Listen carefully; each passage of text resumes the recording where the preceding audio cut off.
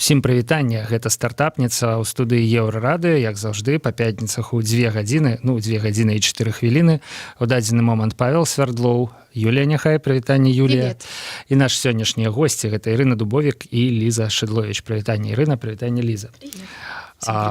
Да, значыцца, распавяду вам, пра што мы зараз будзем размаўляць. Ёсць такая кампанія, якая называецца Intetex Global, і яе частка, як я разумею, Intetex Bell. Гэтая кампанія, бізнес яе палягае ў тым, што ёсць нейкая мадэль, якая дазваляе гэтай кампаніі быць тэхналагічным партнёрам абсалютна розных каманд, фарміраваць гэтыя каманды, падтрымліваць гэтыя каманды і дапамагаць ім вырашаць самыя розныя задачы з мінімальнымі выдаткамі. Да таго ж, ёсць нешта, што мы абмяркоўвалі перад эфірам. Мы называем гэта акселератарам, але Ірына пярэчыць. Гэта не зусім акселератар. І пра гэта мы зараз, пра то, як ўсё гэта працуе, і пагаворым. Правільна ўсё я кажу, Юлія? Да. Ой-ой-ой. Я слухаю сябе з Юлінага тэлефона. Ірына, распавядзіце, чаму акселератор Intetex не зусім акселератор? На самом деле модель это очень интересная, и спасибо за классное представление компании. Вот прям отличная упаковка. От души. Прям возьмем вот себе на вооружение. Так почему не акселератор? На самом деле компания Intetex работает на рынке глобальном 25 лет. Да? При этом мы говорим, что 25 лет это всего лишь такой начальный возраст, дух стартапа, а при этом опыт очень такой большой. Почему все-таки это не акселератор? Потому что мы не работаем со стартапами, которые там приходят к нам извне, и мы их прокачиваем. То есть вот такой модели у нас нет. У нас есть модель, когда Intetex масштабируется и развивается за счет внутренних талантов, за счет инженеров, за счет технологий, которые интересны нашим клиентам. И мы понимаем, проведя маркетинговые различные исследования, что вот на хайпе есть вот такая технология, мы хотим из этого вот такой-то бизнес-солюшн, у нас есть партнеры, отработанные модели, и таким образом у нас сформированы так называемые Centers of Excellence. То есть это центры компетенций, где люди, которые хотят вырасти каким-то образом в карьере, либо получить soft skills, мы, соответственно, их прокачиваем. Либо если они рефлексируют о том, чтобы создать собственные стартапы, и вроде как не хотят уходить от вас, то у них такая возможность появляется. Я могу сказать очень много. То есть опять у меня был свой акселератор, много. Вообще это моя основная экспертиза – это прокачка проектов. Так вот, те, кто уходит в свой стартап, вы помните, что в принципе по статистике там 9 фейлов, 1 взлетел. Здесь как раз-таки другая возможность, что зачастую вот те стартапы, с которыми мы сталкивались там на хакатонах, очень много инженеров, которые не обладают навыками менеджмента, финансовые модели, да, там, упаковки, маркетинга. Надо потом, когда команда разрастается, не могут масштабироваться, не знают, как это делать. Да? Соответственно, мы скорее даем возможность таким предпринимательским навыкам реализоваться под чуткой поддержкой компании и с ресурсами компании. То есть не надо нанимать маркетинговую команду. Да? Вот сегодня со мной моя коллега Лиза Шидлович, она конкретно отвечает за inbound-маркетинг. Это не стандартная модель, как в обычном бизнесе, потому что в IT работает больше inbound. Вот. И тут как раз-таки и есть тот момент, что у компании есть ресурсы и, самое главное, бренд. То есть это не просто начинающих там 1-2 человека, а есть бренд, который позволяет идее реализоваться. Чым гэта прынцыпова адрозніваецца ад стартап-студыі? У нас былі у стартапніцы некалькі прадстаўнікоў стартап-студыі заходніх, якія тут спрабуюць рабіць нешта падобнае. Ну і пакуль што па вашым апісанні это подобно. Это наш основной бизнес. То есть мы не выращиваем внутренние стартапы. У нас нет такой цели. Мы выращиваем бизнес-солюшены, либо которые впоследствии могут перерасти в целое там, направление бизнеса, там, line of business.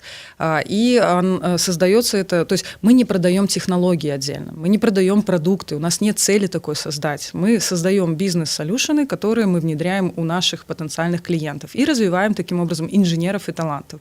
То есть если приходит инженер, да любой сотрудник, и говорит, вы знаете, у меня есть вот такая крутая идея, я хочу развиваться в этой технологии, он приходит к нашему лидеру, там, центр в компетенции, у нас их уже там больше 13, и мы начинаем прокачку. То есть мы помогаем развивать софт-скиллы, маркетинг, там, бизнес-моделинг и все, что с этим связано, и поддерживаем вот такое направление, которое существует именно внутри компании. И именно это и делается для того, чтобы развивать персонал внутри, и технологии, и решения, и так далее. Таким образом мы масштабируемся.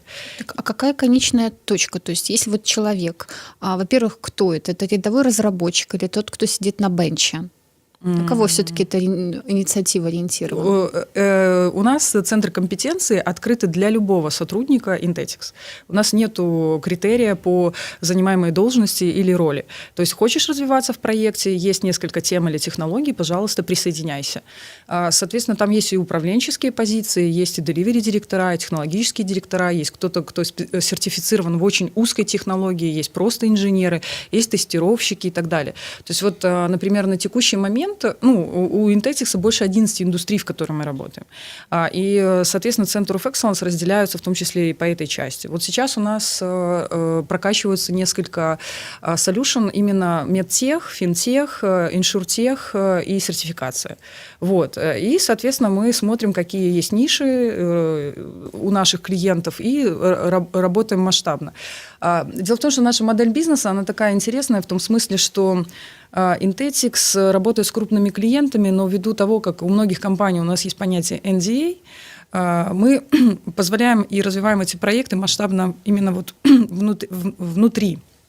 Поэтому у инженеров есть, а для них это самое важное. То есть вот тут он отработал, например, там какое-то количество часов, им становится неинтересно, им нужно развиваться. Для них важен проект. Я хочу участвовать в проекте, я хочу развиваться. И вот такие Center of Excellence как раз-таки качают возможности проектов, скиллов и возможности работать.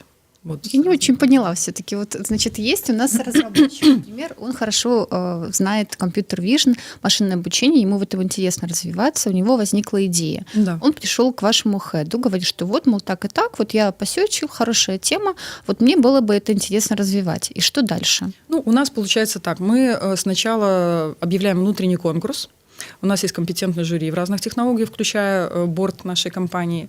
И мы отбираем, мы смотрим по нескольким критериям. То есть насколько это может быть реализовано в рамках нашего бизнеса, как новое что-то. Либо у нас было так, что вот в этом году все, кто пришел с идеями, многие из них это реально усиливает текущие какие-то бизнес-процессы. То есть они получили воплощение вот уже фактически завтра. Вот, конечно, есть какой-то внутренний там призовой фонд или бонус. И сейчас они ушли в прокачку. То есть это 9 бизнес-блоков. Фактически, наверное, вот в этом смысле мы чем-то похожи с акселераторами. То есть я сама закончила там 2 акселератора, плюс у меня был свой, где мы вместе проходим бизнес-модель, упаковка и так далее. Потому что когда приходит инженер с идеей, пока еще это только идея, это не бизнес-солюшн. Чтобы это стало бизнес-солюшеном, надо разобраться, кто твоя целевая аудитория, на какой рынок мы выходим, какие ресурсы нам нужны, а какую боль клиента мы решаем, а кто твоя целевая аудитория, а точно ли это вот эта боль, которую мы решаем, в чем твой бизнес-солюшн, в чем твой оффер конкретно, а сколько это стоит и так далее. И вот, чтобы взять вот эти скиллы, мы подключаем разных участников из разных подразделений. У нас есть такая интеграция, и формируется не как, вот, как на хакатоне, да, там человек заявляет идею, к нему кто-то присоединяется. У нас этот штат экспертов есть. Мы просто прокачиваем эти идеи вместе с лидерами, которые вот поучаствовали. И итог какой? Бизнес-солюшн, который идет на продажу клиенту. Угу. А можешь привести какие-то решения, которые уже созданы, за какое время? Вот Я хочу передать слово своей коллеге Лизе Шедлович. И на самом деле у Intechix больше 50 кейсов работы со стартапами. Угу. И единственное, что подчеркну, то, что мы работаем со стартапами как внешними, а внутри развиваем именно солюшены, бизнес-солюшены. И внешние стартапы – это уже сложившиеся бизнесы, которые, вот именно самая большая боль, вообще для чего мы все это делаем, да? Самая большая боль у стартапа, например, вот они получили финансирование, да, или им надо получить финансирование, надо предъявить какой-то MVP, надо его разработать. Они начинают искать фрилансеров, например. Потом начинается такая история, когда надо платить налоги, зарплату, открывать офис, да? Intechix в этом смысле, помогает разработать это MVP, дает внешних, разработчиков. Если компания захочет их забрать себе в штат, пожалуйста. И второй момент, когда наступает проблема у стартапа, когда MVP разработана, а клиент говорит, или там инвестор говорит, слушай, у тебя все классно, а давай теперь до полноценной платформы, продукта, проекта разовьем-ка вот этот вот IT-продукт. А еще больше, он же хочет как? Он же рассчитывает на то, что в команде есть компетенция, и они это экспертно сделают для финтеха, медтеха там, и так далее. А вот в этой части наступает проблема. И снова у Intechix это все есть. То есть все, что мы делаем, мы можем идею упаковать в прототип, прототип развить до полноценного продукта. И самое главное, мы это делаем на базе 25-летней экспертизы и кейсов с конкретными клиентами. Ну, тут Лиза вот поделится. А можна перад тым, як мы перайдзем до канкрэтных кейсаў, я ўсё ж таки удакладню, як самы недасведчаны чалавек у свеце стартапаў, каб ужо ўсім было уключна са мной зразумела. Вось гэты інжынер, ну мы неяк вырашылі, што інжынер прыходзіць да вас, ён жа у той же час з'яўляецца і кліентам. Я так разумею. Нет, не совсем так. Он работает в компании и развивает отдельное направление. Ён удзельнічае просто у распрацоўцы нейкага напрамку. Калі у вас гэты напрамак нейкім чынам афармляецца, вы прапаноўваеце яго, ці нейкі кліент ужо ёсць ад пачатку, для якім можа яго набыць і далей карыстацца. Инженер, с самого начала, инженер приходит с идеей. Идея может быть разная. Да? Я хочу делать программу распознавания для e-commerce, например, или для магазинов. Да? Я скажу, отличная идея, давай-ка мы ее провалидируем. То есть идея получает валидацию. Прокачка – это значит обучение по разным блокам, и мы рассматриваем ее именно, как делаем небольшой бизнес-проект. Вы формируете вокруг этого инженера некую Если команду? С первого раза сразу же есть клиент, который, слушай, я хочу то, что ты разрабатываешь, конечно, мы уже будем более плотно делать customer development, разрабатывать. Они на разных стадиях идеи приходят. Где-то есть готовый продукт, где-то инженер есть senior, где-то джун приходит и так далее. Да? То есть, поэтому они все равно пройдут стандартную процедуру. Упаковку в оффер, упаковку в какой-то бизнес-солюшн. Вот. И если там что-то взлетает, то у этого инженера есть шанс возглавить это направление, вести его, набрать туда себе людей и прекрасно работать не с одним клиентом, а со всеми, с кем ему понравится, кто будет заинтересован в его солюшене. Бок вынікам, умоўна кажучы, можа быць нейкі гатовы стартап. Ну, бизнес-солюшн. Есть разница. Что такое стартап? Стартап – это отдельное юридическое лицо. Стартап – это отдельная команда, не связанная с брендом компании. Вот этим мы не занимаемся. Мы внутри, считайте, это направление деятельности, отдел, подразделение, именно такой центр компетенции, ну, линия бизнеса. Да, вот. То бок можа прайсці кліент, набыць бізнес-солюшн, і вось тут можа з'явіцца асобная кампанія, стартап, не стартап. Зачем? Нет, просто суть в том, что самому разработчику не надо искать клиентов, не надо вот это go-to-market. Ему компанию не надо открывать. Но все это делает компания. Да, ему не надо это открывать. Юристы есть, маркетологи есть, может заниматься любимым есть. делом, писать код. Он разрабатывает свою технологию, делает вот этот самый solution с точки зрения технологического, возглавляет это, может возглавить это направление, а дальше мы совместно маркетингом, продавцами помогаем упаковать и отдать это на внешний рынок. Потому что как только он оформится в стартап, он берет все риски на себя. Оформление юрлица, выход на глобальный рынок, налоги, найм сотрудников, выплата налогов и так далее. И все, что случится с проектом, уже на его плечах. Добре, ну апошняе пытанне. Што значыць аддаць солюшн на знешні рынок? Если приходит разработчик с идеей, да, или как любой стартап, неважно, он хочет работать, ну, в основном все IT направлено в основном на рынок Соединенных Штатов Америки и Европы, так? А ты, например, находишься в Беларуси, да неважно, где ты находишься, по большому счету. Чтобы работать с этими клиентами, нужно иметь инфраструктуру. Инфраструктура – это юридические все аспекты, документы, юридическое лицо и так далее. Каналы коммуникации с этими людьми, навыки, наличие английского языка, маркетологов, там, бюджет на продвижение и так далее. Чтобы достучаться до своего клиента, там, ну, даже поехать на это тоже, ну, бюджет нужен. Поэтому плоха та идея, которая не может масштабироваться, которая вот только на… Конечно, есть локальные солюшены, но она должна масштабироваться. Поэтому вот в этом смысле компания уже работает во многих странах мира. И разрабатывая solution, он может быть предложен одновременно на рынках, где присутствует наша компания, ну, или клиент. Я зразумеў фразу про аддаць solution на знешнія рынкі, як прадаць гатовую тэхналогію нейкай сторонняй кампаніі, якая будзе з ёй працаваць. Насамрэч, вось гэта была моя понятно. Сэнс у тым, што тэхналогіі яе прасоўваннем і далей займаецца Inteltex, як пэўным напрамкам бизнеса, так? В данном случае, смотрите, ну это тут по-разному можно называть, поскольку это все-таки корпорация, может прийти клиент и сказать, разработайте нам solution, вот такой-то. Все, конечно, это его solution, нам за это там платят деньги и так далее. Вот. Но что самое важное, это реальные кейсы. И вот Лиза может немножечко рассказать. Да, спасибо. Пришел ваш час. Да. Про реальные кейсы, действительно, Ира правильно сказала, что сейчас у нас около 50 действительно реальных кейсов работы работы со стартапами, которые мы, в общем-то, прокачали, можно сказать, от начала и до конца, от идеи, от работы над MVP до полной прокачки в плане маркетинга, разработки полного продукта и выведения на рынок. Ну, например, один из тех, которых мы можем, наверное, назвать, так, не обходя, не нарушая никакие NDA, это, например, у нас есть такой проект, который называется Modelin. В общем-то, это обучающая платформа для детей. Вместе с ними мы прошли достаточно такой прокачанный и долгий маркетинговый путь. В общем, здесь произошла такая полная огранка маркетинга, именно inbound маркетинга, который работает в IT. Старый добрый маркетинг, конечно, существует, но тем не менее, чем больше о тебе написано, сказано, и кто-то на тебя ссылается, тем больше тебе доверяют. Именно этим мы занимались. Мы писали огромное количество статей, у нас были кейсы, мы даже подавались на awards.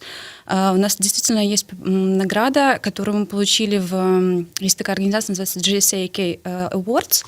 И вот мы там выиграли вместе с ними, это была совместная подача, как лучший аутсорс-проект в Африке. В общем, на самом деле это очень удивительно, потому что многие не могли поверить. И сейчас, когда наши деливери-директора рассказывают о такой, можно сказать, действительно настоящей победе, это удивляет, что настолько можно прокачать проект. А почему аутсорс?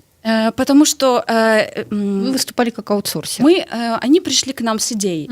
Поэтому в данном случае, скажем так, это было такое правильное название, да, подачи сервиса. Но в целом мы прошли вот действительно от точки А до точки Я полностью весь путь. И мы до сих пор с ними работаем, как поддерживаем эту платформу, но вот реальный такой полная история стартапа произошла. Ну, эта платформа, она себя позиционирует как стартап, да? Изначально были стартапы, развиваются через технологические вот такие решения, развиваются в крупный корпорат. То есть у нас таких кейсов ни один, ни два, ни три, и большинство наших клиентов работают долгосрочно. То есть это по многу лет. И даже не хотят уходить только потому, что там даже были такие отзывы, там кому-то спасли бизнес, где-то... Ну, то есть это, даже в самом Intetics сотрудники возвращаются назад, там 8% мы считали, сотрудников вернулось назад работать, там по 15 лет работают, по 25, там по-разному, да. Вот. И поэтому вот в данном случае к нам могут приходить там проекты на любой стадии. Они бывают, опять с финансированием, конечно, да, потому что если делать масштабное решение, то Intetics может набрать и команду, и помочь прокачаться и так далее. И были такие стартапы, где мы говорим, что мы можем там в рамках нашего сотрудничества бесплатно посмотреть вашу там бизнес-модель, если вы выходите на инвестора, то есть в данном случае это уже моя функция, да, вот, и многим это интересно, да. Поэтому на любой стадии. И если опять брать сам Intetics, то тот путь, который прошел наш президент, да, там Борис Концевой, точно так же с нуля делал свою компанию и прошел все стадии, где там один фаундер был и маркетолог, и разработчик каких-то офферов, и продавец, и все вместе. Поэтому вот в этом плане есть на кого равняться. А вот такой момент. Получается, вы вот с этим заказчиком вы сотрудничали сугубо на финансовой основе, либо же вы входите в капитал, то есть как вы оформляете свои отношения? Нет, у нас нет такой модели, и мы это не практикуем. У нас вообще нет понятия, мы не акселератор опять, да, у нас нет задачи войти в долю. У нас есть, мы можем разработать на финансовой основе в основном какие-то продукты, сделать совместные проекты, маркетинг, пиар можем рассматривать и так далее. В долю мы не входим. А можете еще вот рассказать какой-то интересный кейс на тему медтех? Да. Медтех, да, действительно, есть такой очень интересный проект. К сожалению, по идее, я не назову компанию, но я расскажу суть саму. Дело в том, что это действительно такой уникальный проект. Суть его заключалась в том, что это приложение, мобильное приложение, которое выступает как виртуальная, скажем так, медсестра, да, то есть пациент, находясь далеко от больницы, клиники, он подключается к этому приложению, и в течение определенного, например, периода лечения вот этому виртуальному помощнику он сообщает свое состояние, там, показатели какие-то. То есть то, что должно измеряться постоянно, но, например, человек не имеет возможности постоянно бывать у врача, да, то есть не всегда такое возможно. Это тоже один из, на самом деле, успешных проектов в нашей стартап такой истории, потому что тоже они пришли к нам с идеей, и мы ее полностью разработали, и сейчас мы с ними продолжаем ее развивать. Примечательно то, что на сегодняшний день это одна из ведущих, на самом деле, мобильных приложений в Штатах. На тему телемедицины, да? Да, да. То есть она собирает анамнез, спрашивает, как себя чувствуете? Да, все верно. Лиза, расскажи, пожалуйста, еще вот мы последних 6 кейсов недавно обсуждали. Вообще у нас есть даже целый раздел на сайте, вот они так и называются, кейс-стади. И вот насколько у нас еще такая интересная история. Мы когда работаем с нашими клиентами, мы согласовываем все вот эти вещи, да, там, когда размещаем какой-то кейс. И прямо есть отдельный раздел, где все индустрии указаны, что конкретно разрабатывали, опять по разрешению клиента. И часто получается, что вот эти солюшены или бизнес-солюшены приходят от самих клиентов. То есть это вот то, что мы делаем, это решает их конкретную боль в какой-то конкретный момент. А дальше они развиваются, мы развиваемся как вместе. Вот так получается. Ну, расскажи еще про 6 кейсов. Да, есть еще, действительно, интересно то, что у нас практически в каждой нашей индустрии есть какой-то один или даже несколько стартапов, которые мы прошли такой долгий путь. Тоже e-commerce, тоже пришли с идеей, не знали, как реализовать. На сегодня работают как платформа, которая предоставляет, скажем так, как бы это обозвать, технику, домашнюю технику в аренду, то есть которая не новая, которая БУ, ее можно взять в аренду, то есть на самом деле тоже вроде как звучит просто, но в реализации были свои нюансы, были свои челленджи, которые мы помогли решить как технологически, в принципе, так и вот именно с точки бизнес-логики. Есть такие, можно обозвать, в принципе, медийные проекты, как новостной портал, немецкий. Начинался с того, что просто одностраничный сайт с какими-то новостями, захотели масштабироваться, пришли с идеей, тоже это все разрабатывалось практически с нуля, наполнялось, там, можно сказать, было все. Там были технологии, там был и контент-маркетинг, там, в общем-то, достаточно такая широкий набор, такой услуг, можно сказать, да, для стартапа. Ортопедический, по-моему, да? Да, есть еще один очень классный кейс, ортопедический стартап. В общем, идею придумали хирурги. Суть была такова, что на основе рентгеновских снимков нужно было подобрать заместители. Девайсы, да, там суставы, когда есть искусственные, да, там правильно выбрать тот, который подойдет.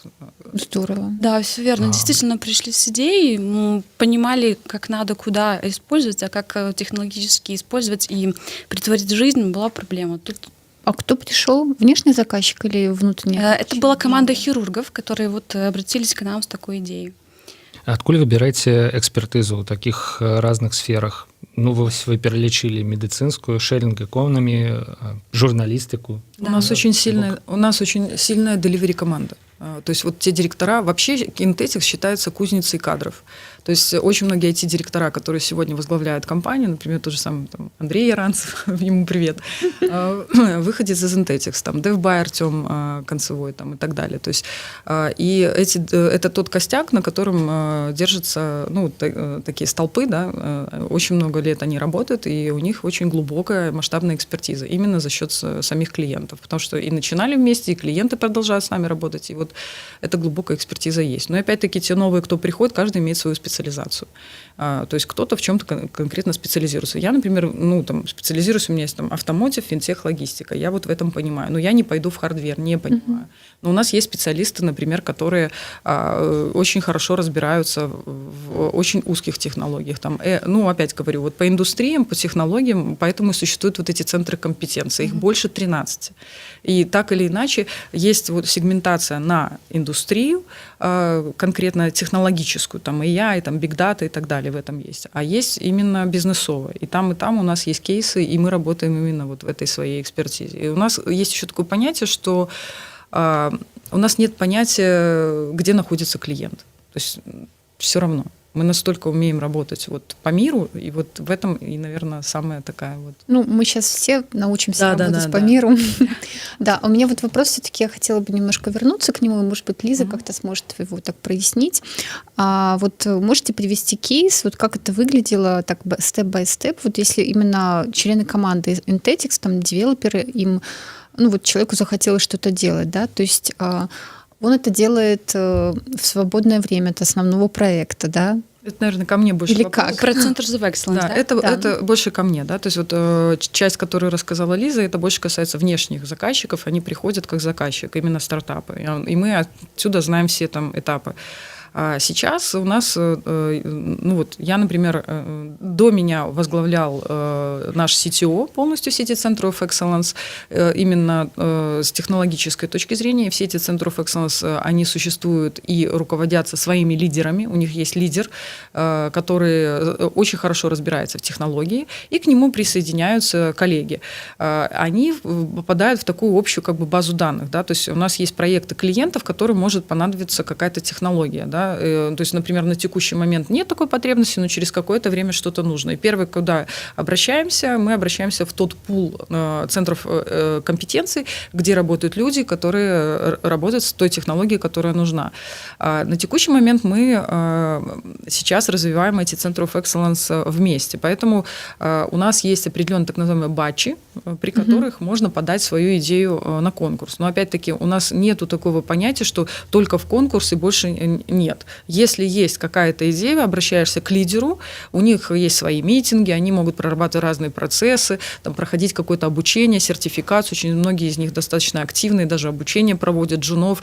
Там, у нас наши вот те лидеры, один, например, из Center of Excellence в БГУ 4 года подряд преподает студентам способы управления проектом, методологии. Поэтому это все поддерживается на постоянной основе. Я так разумею, што ёсць 13 цэнтраў кампетэнцыі, і прасцей запытацца за праекты, у якіх сферах вы не возьметеся, чым да, наверное, так. пералічыць. Ну, опять-таки, здесь даже та сфера, там, ну, понятно, что есть какие-то критерии валидации, оценки, экспертизы, наличие на данный момент каких-то специалистов. Я вам честно скажу, бывают такие запросы, например, на такие технологии или такую разработку, что, например, такой специалист может быть один на всю страну, да, или там два там, на 2 страны, например. То есть зависит. Но на самом деле достаточно быстро подбираем команды для проектов, и это наша экспертиза. И даже вот недавно, если кому-то интересно, вот Лиза публиковала статью «7 советов от наших директоров, как работать ремоут». Именно вот с позиции, ну, взять опыт, можно всегда задать вопросы, если там нужно, мы готовы. Вот такой вопрос. И в случае, если вот я всю эту тему про внутренних сотрудников развиваю. Да. Да, кому принадлежат авторские права? Intetics. Intetics дает все ресурсы, то есть сотрудник не рискует ничем. И да, это свободное время. Но вместе с тем, вот ту прокачку, которую получают сотрудники, для них она бесплатная. То есть но если потом человек захочет уйти? Как знаете, есть шутка такая, да, вот если вы их научите, они потом уйдут, да, а если их не научите, они останутся, будет еще хуже. Знаете, как-то пока наоборот. Нет, я согласна, но всякое бывает. Человек, допустим, решил переехать в другую страну. Feel free, пожалуйста. У нас как-то наоборот, в центрах Excellence они приходят сами по собственному желанию, и из того, что я вижу, это просто очень инициативные люди, которым просто интересно развивать что-то новое, там какие-то качества в себе. По-разному бывает. Да? Человек может уйти по любой причине, там, начиная там, проект, переезжая куда-то. Там, в рамках Intetics тоже есть релокация, ради бога.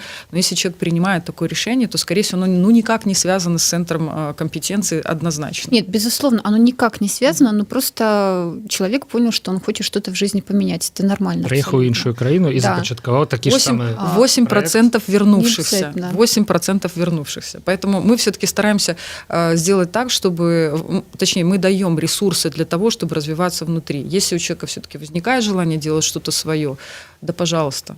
Ладно, суть в чем моего вопроса? Возникли какие-то обстоятельства непреодолимой силы, и человек вынужден покинуть компанию. Все эти наработки остаются у Intetics. У разработчика ничего не остается. Там работает команда, да. Это, над бизнес-солюшеном, вот, например, мы сегодня там прокачиваем 3 идеи.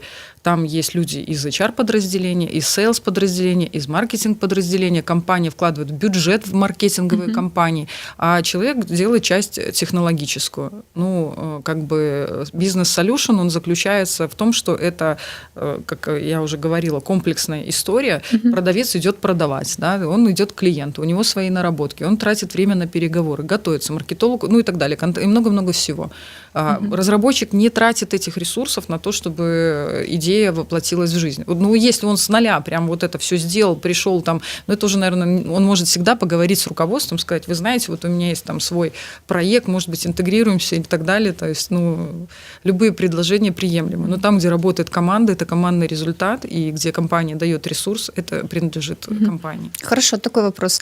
Ну, вот в традиционной стартап-индустрии должен быть какой-то выход, да, либо там IPO, либо exit, там продажа стратегическому партнеру и прочее. Вот в вашем случае это solution. Вот что получает автор идеи?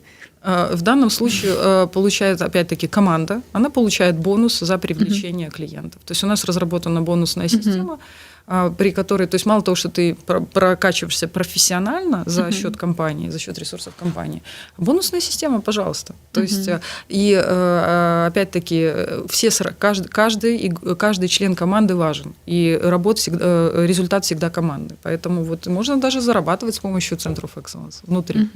То бок разлік на тое, што чалавек без каманды, якую вы для яго падбярэце, недзе ў іншым месцы і ў іншай краіне просто не зможа. Да, он не сможет.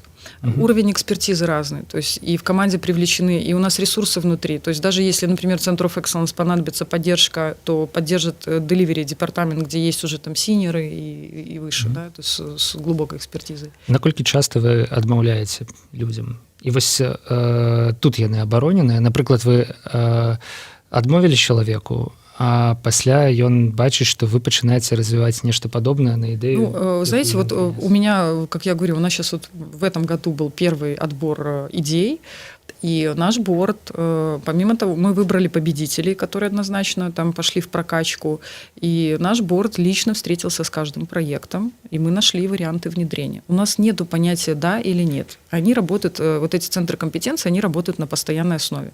Туда может прийти кто-то поучиться, может, он вообще не хочет в никаких конкурсах участвовать. Он просто хочет поучиться у конкретного директора delivery, побыть в проектах, взять у него экспертизу, через какое-то время уйти на более крупного клиента или с джуна перерасти в сеньора, или с сеньора там пойти куда-то дальше. Да, там. У многих вообще отсутствует желание карьерного роста. Я имею в виду, есть инженеры, которым интересно развиваться в рамках конкретной технологии, а не в рамках управленческой позиции. То есть есть люди абсолютно разные. Да? Поэтому тут любые варианты возможны. Но получается, все-таки, по крайней мере, поначалу это работа в свободное от работы время. Да, это всегда работа в свободное от работы время. Всегда? Да, всегда. А на каком этапе это может стать основной задачей? Либо... Он может возглавить, или если этот проект действительно становится масштабным. И у нас, для нас хороший проект считается, если там, например, 10-15 человек задействованы на работу клиента на год, например. Да? Конечно, под это будут выделены ресурсы. То есть, когда появляется клиент, тогда уже можно говорить о... Да. Ну и человек, собственно, реализует эту идею и продолжает ее реализовывать дальше уже там, с клиентом. А наша задача сделать все, чтобы оно воплотилось именно вот в решение реальное, чтобы идея вошла в жизнь. Да, вот. Задача такая. Ну и есть, конечно, случаи, да, которые там, есть такие центры компетенции, которые развиваются, люди пришли, подумали, посмотрели, поработали, как в любом стартапе, да, там кто-то решил, что не его, кому-то интереснее другое направление, пожалуйста, свобода выбора. В конкурсах опять участвуют даже не все центры of Excellence, а те, кто хочет, вот у него сейчас прям есть идея, он хочет развиваться. Ёсць нейкія перыяды, у якія вы прымаеце і ацэньваеце ідэі, ці гэта, в принципе, непрерывный процесс? В этом году у нас прям конкретно есть батчи. Вместе с тем мы никого не ограничиваем.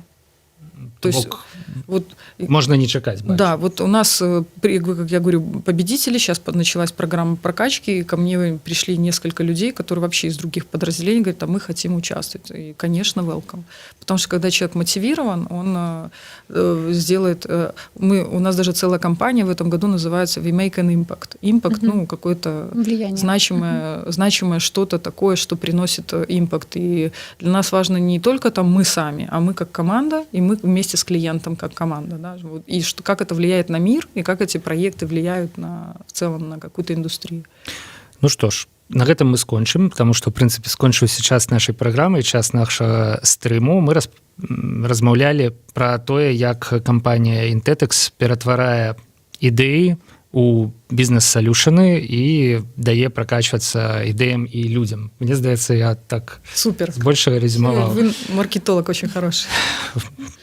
Ну, не ведаю. ладно, паглядзім, чым жыццё зменіцца. У нас былі ў гасцях дарацца па развіцці бізнеса Інтэтекс Ірына Дубовік і інбаунд-маркетинг дырэктар Ліза Шыдловіч. Дзякуй, Ірына і Ліза. Юлія Нехай, як заўжды, і Павел Свердлоў. Пабачымся ў стартапніцы праз тыдзень.